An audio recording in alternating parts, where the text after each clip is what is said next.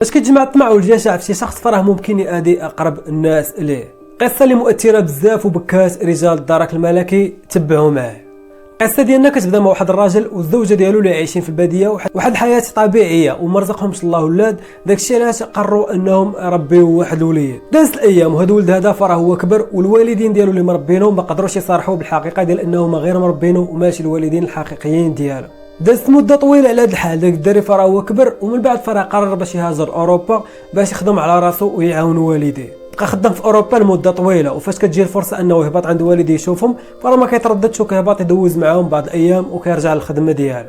حتى لواحد المره فراه كان جا في زياره لدارهم وهنا فين والديه فراه قرروا انهم يقولوا له الحقيقه وقالوا ليه باللي راه حنا غير مربينك وماشي والدك الحقيقيين. الدري رغم انه كبير ودوز بزاف ديال التجارب في الحياه فراه جا داكشي عادي وخا تصدم في الاول شويه ولكن تقبلوا وقال لهم راه ماشي مشكل وحتى نتوما راكم والديا فاش ربيتوني وماشي مشكل. ولكن طلب منهم طلب واحد قال لهم انا راه بغيت نشوف والديا الحقيقيين. داكشي علاش قال لهم فين كاينين ودوك الناس اللي مربينه ما تردوش وقالوا ليه كلشي وراو حتى البلاصه ونعتوا ليه فين غادي يلقى الوالدين ديالو. وداكشي اللي دار تماما هز الطوموبيله ديالو هز مع شي فلوس فواحد الساكادو باش يعطيهم الوالدين يتعاونوا معهم مع الزمان وشى الطريق ديالو باش يقلب على والديه. كان غادي في الرحله ديالو هو هذاك وقرب يوصل للبلاصه اللي نعتات ليه الوالده ديالو اللي مربيه وهي تخسر ليه الطوموبيله جنب الطريق ووقفها وكان ديك الساعه الظلام قرب يهبط. هز عينيه جنب الطريق وما بانت ليه غير واحد الدار هي اقرب نقطه للطوموبيله ديالو وقصدها ومشى ودق في هذيك الدار. خرج عنده واحد السيد كبير في السن قال لي مالك ولدي؟ قال لي شنو وقع ليا وشنو وقع ليا؟ قال لي دابا ودي راه ظلام الحال وراه ما كاين حتى شي ميكانيك هنايا دخل مرحبا بك حتى غدا ان شاء الله وغادي نديك برجليا حتى لعند الميكانيك. وداكشي اللي كان نيت عند داك الولد فراه ما كانش عنده نهائيا شي حل واحد اخر من غير انه يدخل ضيف عند دوك الناس. وداكشي اللي وقع فراه بعد ما دخل عندهم تهلاو فيه وكلا معاهم داكشي اللي قسم الله وقبل ما ينعس داك الساكادو اللي كان هاز فيه الفلوس جبد منه واحد 500 درهم وعطاها لدوك الناس. غير بين قوسين فراه 500 درهم في هذاك الوقت فراه كانت تقريبا كتساوي واحد 5000 درهم ديال دابا لان القصه هذه فراه هي قديمه واحد شويه. هنا بعد ما تعشى داك الولد ونعس واحد الساكاد حدا راسو فبطبيعه الحال الشيطان جا مباشره عند دوك الناس وغرهم وقال لهم بان ديك السكره راه هي عامره بفلوس وهاد الفرصه ديال جاتكم فراه هي عمرها ما تعاود.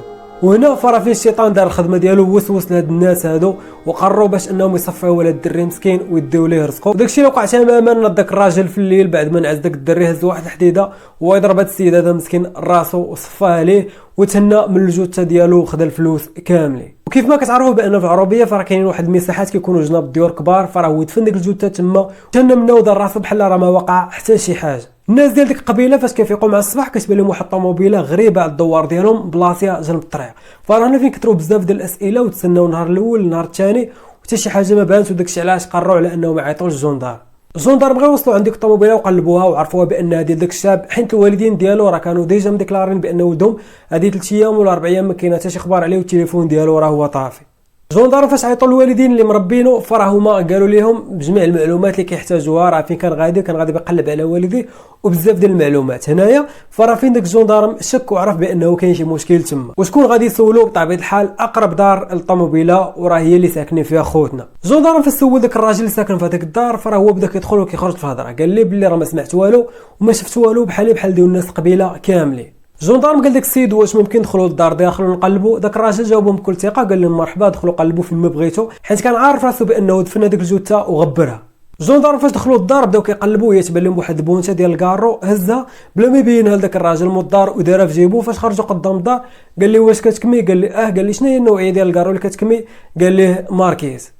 الجندارم فاش رجع عند الطوموبيله بدا كيقلب وكيدور بها وما يبانوا ليش بونته ديال الكارو. هز واحد البونته ويضرب على السميه ديال الكارو وهو يلقاها بانها ماربور. هنا فين شك في ذاك الراجل ومرته مباشره وداهم اعتقلوهم.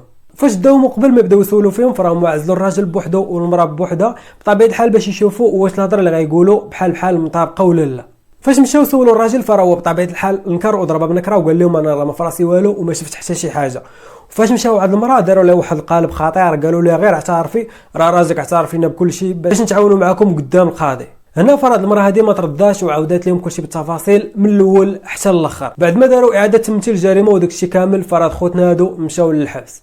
جندارم فراسو دوك الوالدين اللي مربينا الدري هذا قال لهم شنو مشى يدير هاد الدري هذا تما؟ قالوا له القصه ديالو راه حنا غير مربينه وقلنا ليه سير قلب على والديك الحقيقيين ودا مع بعض الفلوس اللي كان غادي يفرح بهم والديه وبعد ما دخل ضيف عند الناس هادو وراكم عارفين نتوما الكماله ديال القصه. بعد ما دازت مده هاد السيده هذه اللي مربيه هاد الدري هذه فراه هي قررت تحقق ليه الحلم ديالو وهزات واحد البركه ديال الفلوس وقالت نمشي نفرح هاد الوالدين الحقيقيين اللي كان غادي عندهم ومات في الطريق. فاش كانت غاديه ديك القريه فراه كان مشى مع داك الجندارم ودات مع بطبيعه الحال الفوتوكوبي ديال لاكارد حيت بقى عندها من نهار عطاتو ليها فاش يلاه تولد. فاش وصلوا لديك المنطقه ولا ديك القريه اللي ساكنه فيها ديك السيده اللي عطات الولد ديالها لهاد السيده اللي مربياه فربدات كتسول على هاد الناس هادو بدات كتعطيه الاوصاف ديالها.